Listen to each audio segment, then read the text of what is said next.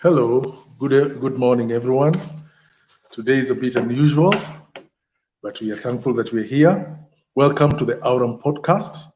I'm your host, Anthony Kuria, and today with me here in the county of Nakuru is my co-host, Zipporah. Good morning, Zippy. Good morning, our viewers, and welcome to our podcast today.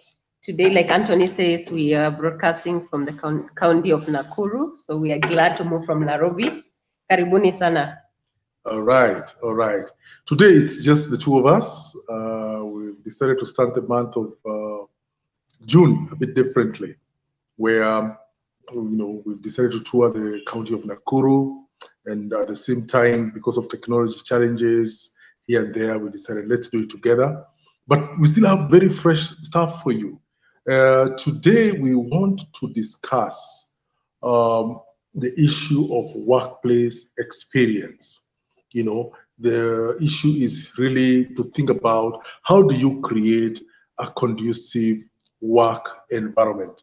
As you all know, issues to do with work environment are very critical. Every morning you wake up, whether you're going to your small shop, whether you're going to an office setting, a factory setting, whether you are alone working at home, working from home, if you are employed or you have employed people who either working centrally or working dispersed, working from home, working from a factory, working from a dorm, wherever it is, there is still the work environment which brings you all together. So now let me ask you, Zibi, what can you call a conducive work environment? Thank you, Anthony.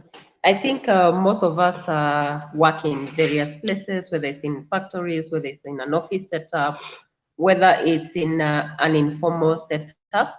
And when we wake up every morning to go to work, we want to go and work in a place that is conducive, a workplace that is friendly, a place where you're saying, I love waking up every morning and going to work in this place.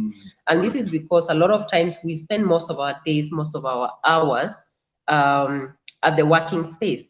So it's important for us to actually, just create that environment that is a bit fair, that is a bit conducive for all of us to work in.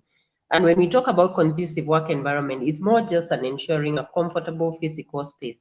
It's about creating the heart place, the hardware of where we're working in. When we are talking about HR, we say HR is the heart of the organization. When we are talking about the conducive work environment, we are calling it the hardware, we are calling it the environment where we're working in.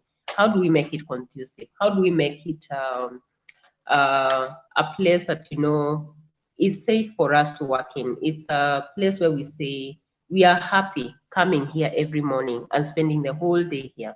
And I would say that is a basic overview of what a conducive work environment is. Okay. Now, obviously, in the last 2 years, one year, 2 years, the definition of workspace has changed. Where now we are talking about people working dispersed, no longer in a concentrated place. So that also brings its own challenges. Now, how can a conducive work environment contribute to employee productivity, irrespective of where they are? Let me say a conducive work environment greatly actually contributes to productivity of employees, because like I've said, when you wake up in the morning and go to the place of work, you want to be happy there. You want to find, the safety. It's a space where you want to be in. Sure. And how does it bring in productivity? The work environment in which employees operate determines greatly the organization's prosperity, how that organization will be able to move their products, how they will be able to move in their services. And this, of course, is how the productivity would come in, by employees being able to do what they need to do, knowing that I'm working in a safe environment, knowing that my welfare is well taken care of. And that actually does contribute to productivity. The other thing I would say, of course, it creates an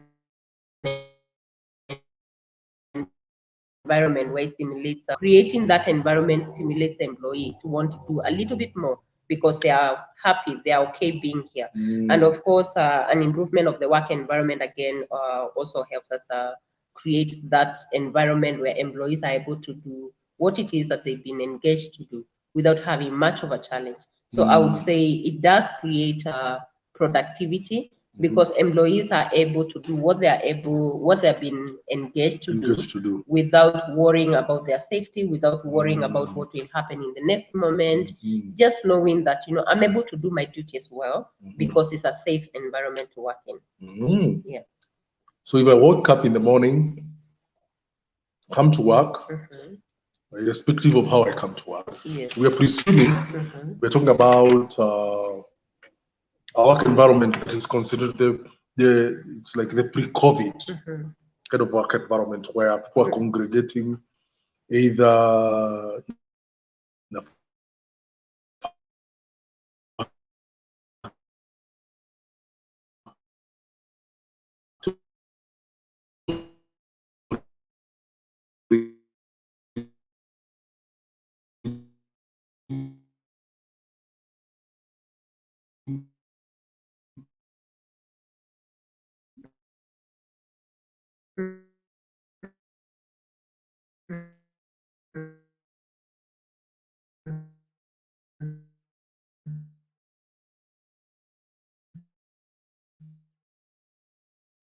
in a go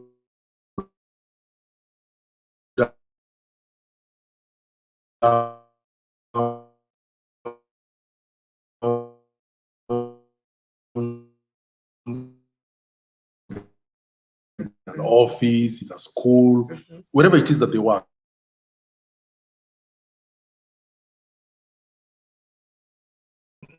And how people interact with one another, how people engage with one another, how we talk to each other. You know, employees championing, you know, good company values. You know, as a business person, you decide or you engage your teams and you come up with values of the organization. Now, how those values are championed used to move the agenda of the business forward greatly does affect the work environment. The other thing I would say is cooperating and working together in harmony with other employees. Again, you will find is in situations where as employees we are working together, but we don't want to cooperate with each other. We are trying to make life difficult for one another, and that actually creates an environment that is not a nice environment to work in. So it's important for us to create that environment where we are collaborating, where we are cooperating, where we are respecting also our colleagues. I've seen situations where employees, you know, don't respect one person, or one person doesn't respect the other person, and that creates conflict in the work environment. So it's important for us as colleagues, as our bosses, to know we need to respect one another. Bosses need to respect employees. Employees need to respect their bosses. They need to respect their fellow colleagues if we are going to have a conducive working environment.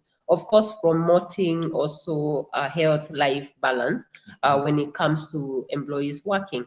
A lot of times we keep on saying work-life balance, but again, I always say that is a statement that is debatable. Again, how do we create that life balance for our employees? How do we create that life balance as employees ourselves, so that again, the work environment becomes conducive for us to work in? So what you're saying is work-life balance is an outdated concept, especially with the current special circumstances that the world is going through. I wouldn't say it's outdated, but outdated at the same time. I don't know whether it's anything like that. But when you look at most of us now are working away from home. We are working remotely. How do you balance your life between life and work? So how do you bring in the balance between the two? Because you'll find you're working away from home, but sometimes it becomes very difficult to define the hours that you're saying I'm working from 8 to 5. You might find you're working remotely and probably, that is eating into other hours that are personal hours. But again, the question is, how do you balance that out? Okay. Yeah. Okay. Yeah. So viewers, as you can see, the issue of a good working environment is really about, first of all, the way you behave, It's also about the way you relate with one another, with your bosses, with your colleagues.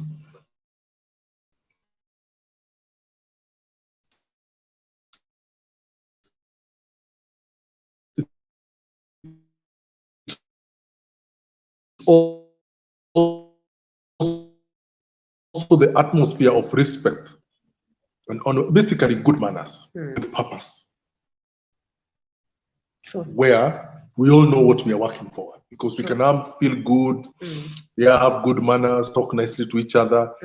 But really, if there's nothing we are focusing on, if there's nothing that the company, that the entity, everybody is coming knowing this is what we are aiming to achieve, it will end up being like a summer camp, don't you think?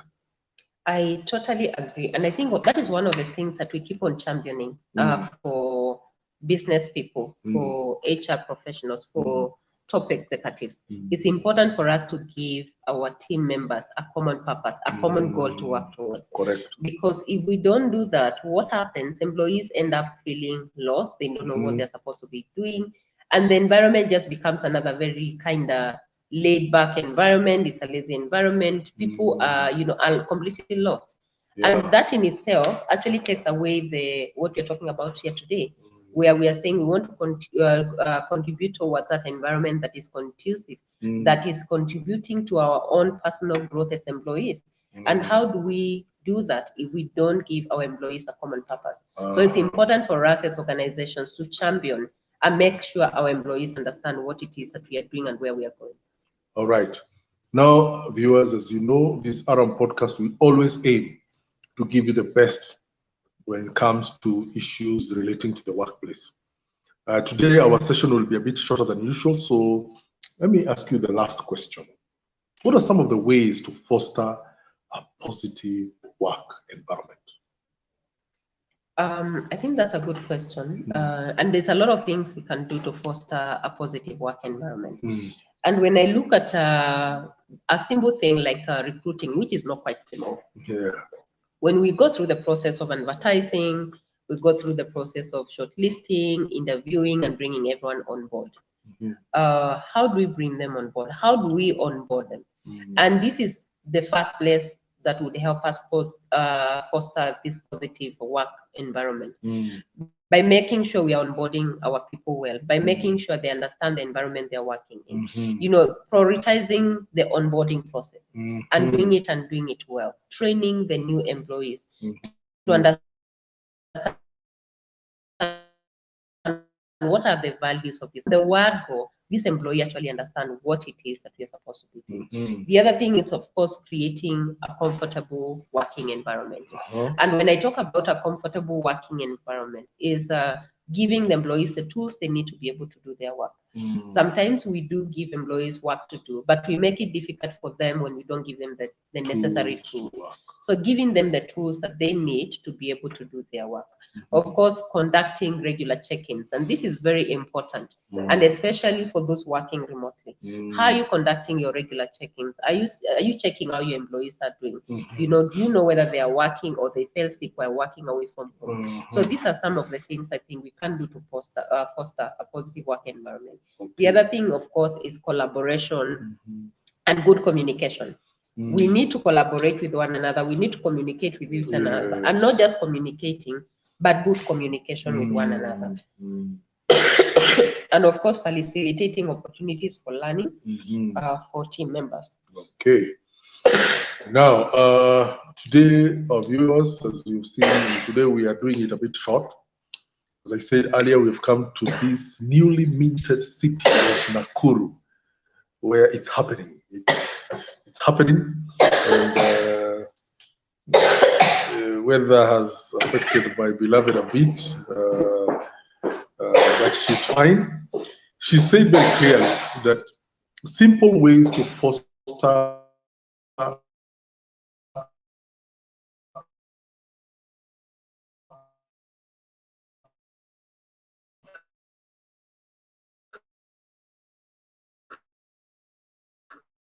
a positive work environment. Issues like prioritizing